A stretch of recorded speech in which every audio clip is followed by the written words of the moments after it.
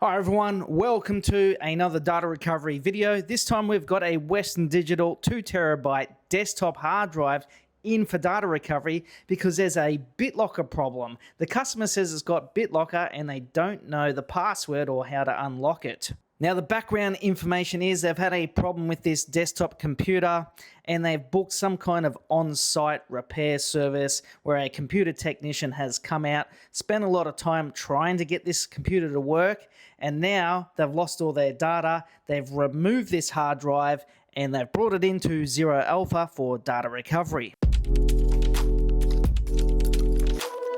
And this drive has a BitLocker problem. It says it's got BitLocker to go.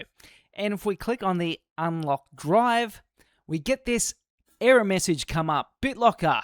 The BitLocker encryption on this drive isn't compatible with your version of Windows. Try opening the drive using a newer version of Windows. And that is a weird BitLocker error because we are using the latest version of Windows 11. This is 25H2 and at the time of this video is the latest. There's no newer version, so there's something peculiar about this BitLocker drive. Now my data recovery tools can unlock this BitLocker partition. It's asking for a password or a recovery key.